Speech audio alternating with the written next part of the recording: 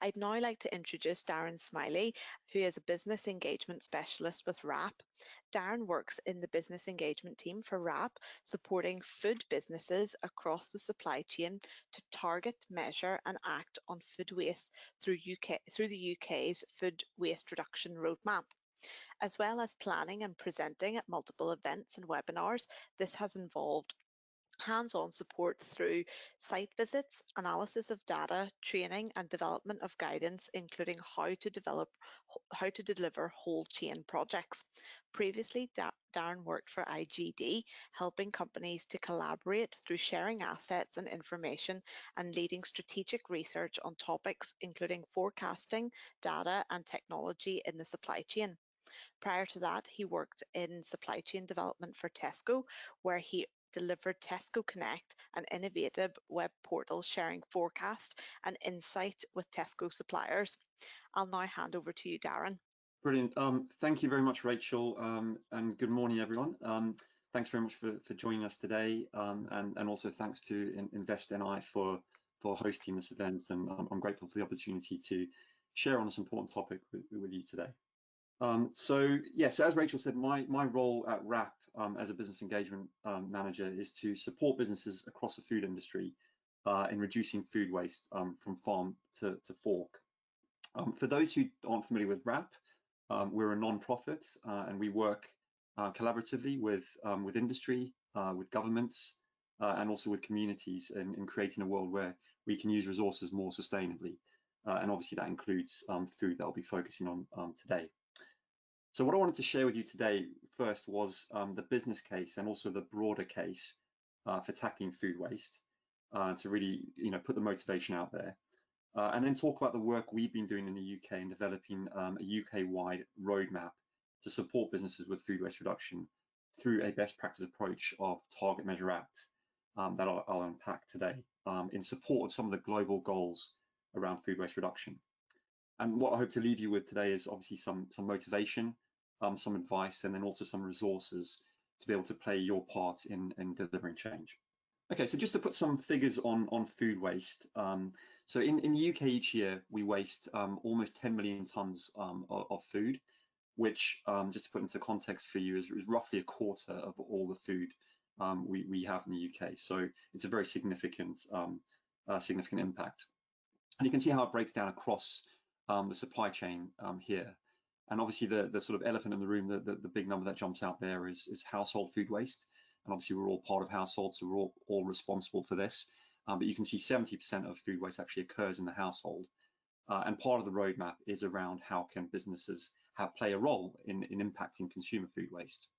And you can see how it breaks down across the rest of the supply chain. It's worth pointing out that retail obviously has a lower percentage here, say, than food manufacturing, but it doesn't mean it's doing a better job. Obviously, it just sits at a different point in the supply chain. It faces different challenges. It has different opportunities for reducing food waste. And we also know that where food waste is manifested is not necessarily where it's caused. So we know decisions in one part of the chain impact food waste elsewhere. And that's why having a collaborative approach to tackling this is so important and getting businesses to work together up and down the supply chain.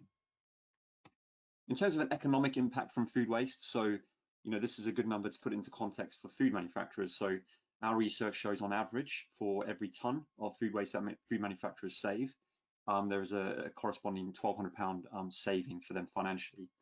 And that comes from a number of things. There's a lot of hidden costs with food.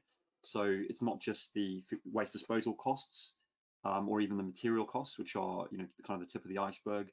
There is also all of the energy, labour, and transportation costs that you put into transforming that food and moving it across the supply chain. That's also wasted when we end up wasting food. So there's a lot of hidden costs behind that as well.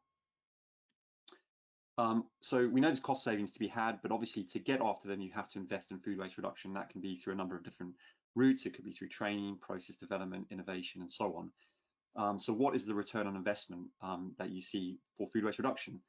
And WRAP did a study a couple of years ago with the World Resources Institute, and that looked at, I think, 1,200 business sites across 17 different countries, looking at, what return on investment do they get for every sort of £1 they put into food waste reduction, what do they get back? And what we found was a median return. So in other words, more than half the companies surveyed had a 14-to-1 or greater return on their investment within 3 years. So, and I think something like 99% of those 1,200 business sites had a positive return on investment within 3 years. So, you know, it's a really strong business case behind going after food waste reduction. To be fair, just to say, you know, that study was mostly hospitality and food service business sites, but there were some manufacturers and retailers involved in that as well. So, you know, and you can see more details on that on WRAP's website. But yeah, certainly a very strong business case for going after it. So that's the economic case, but we know there's also obviously a very strong environmental case. So we know food waste generates you know, carbon emissions right across the supply chain, right from, you know, growing the crops that you end up just, you know, throwing away, moving them through the supply chain all the way through to the disposal. At each point, you're generating an impact on the environment. And you know, the World Resources Institute came up with this stat a couple of years ago as well. That I think is just quite a nice stat to put things into context.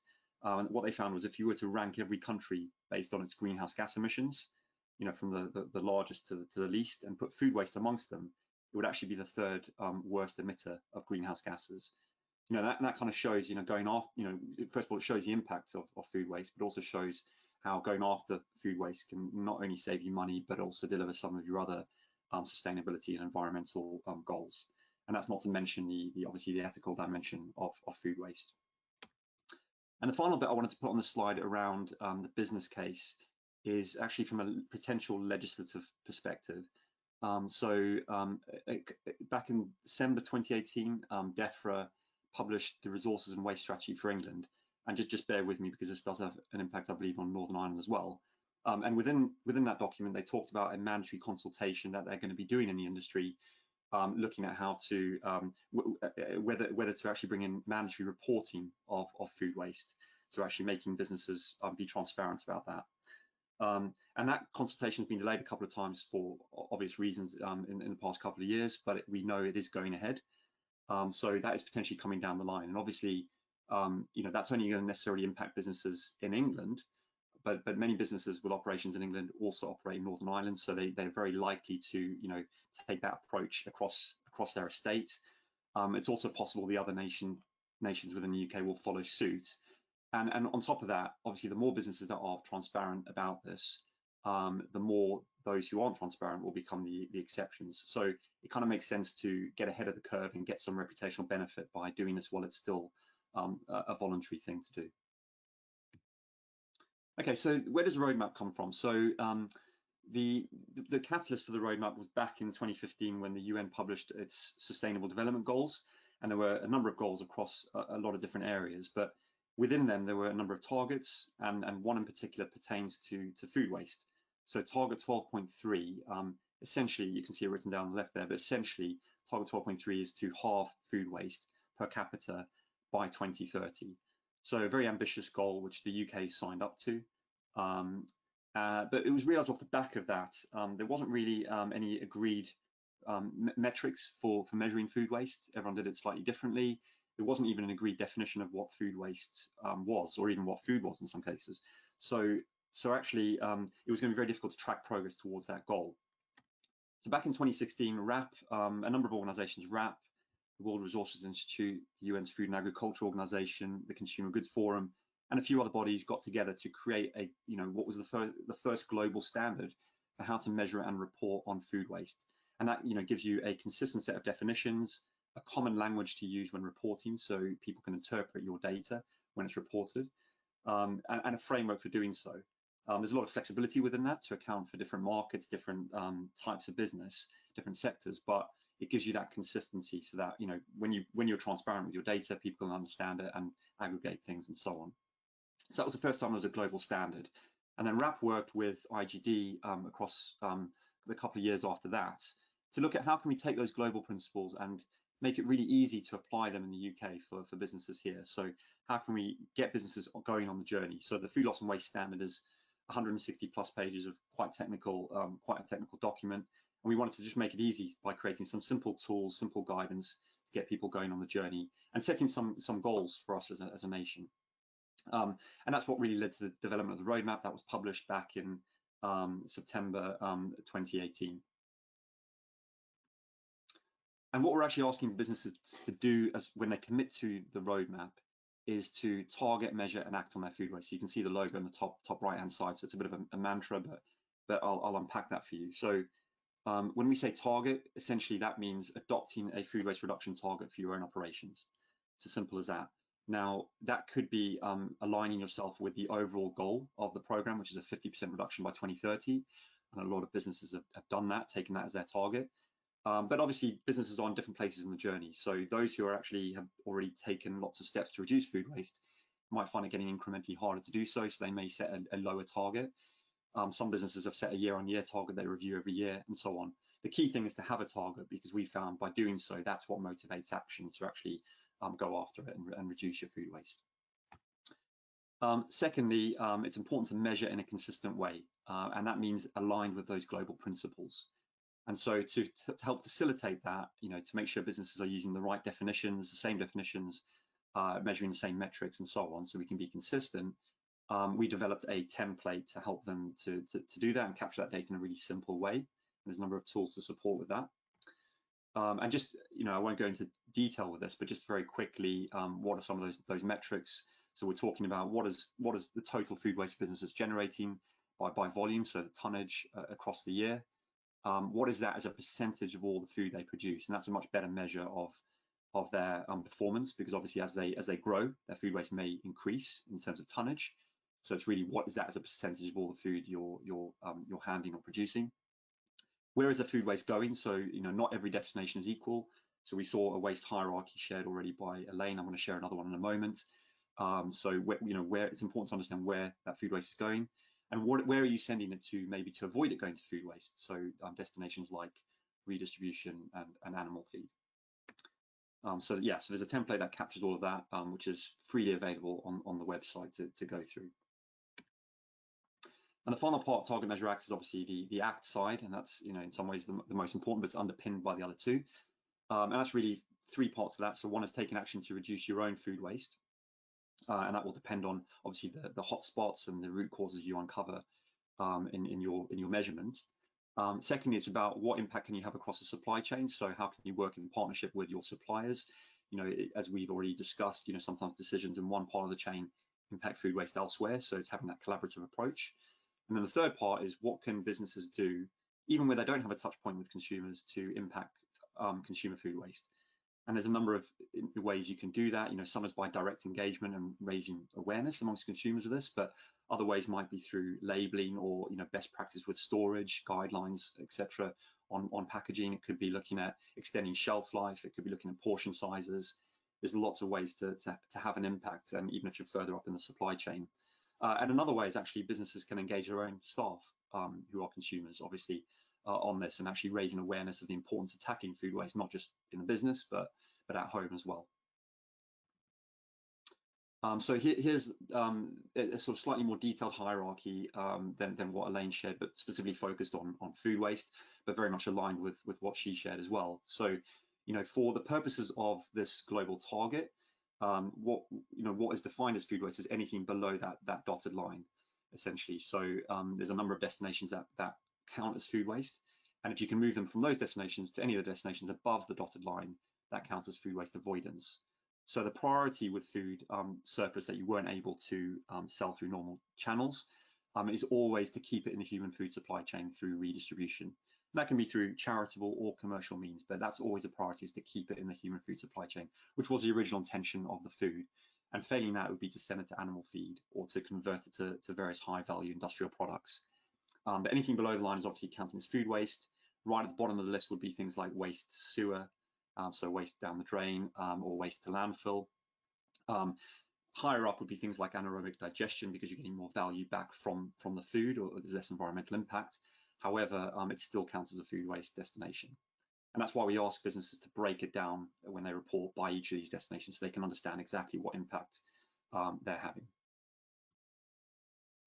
This is the roadmap itself in terms of the milestones that go from September 2018 when it launched through to 2030, when WRAP will be reporting on the UK's progress towards the UN's global goal. I won't read through all of these points. Feel free to check this out on our website in more detail. But essentially, it's a set of milestones that take us from where we are today to delivering on SDG 12.3. And just one thing to highlight was one of our first aims was in September last year, which was our 1-year anniversary of the roadmap, was to have all the large retailers in the UK and 125 large food businesses committed and implementing Target Measure Act. And we pretty much achieved that last year. So we've got well over 50% of food by volume in terms of the businesses committed to this on the initiative.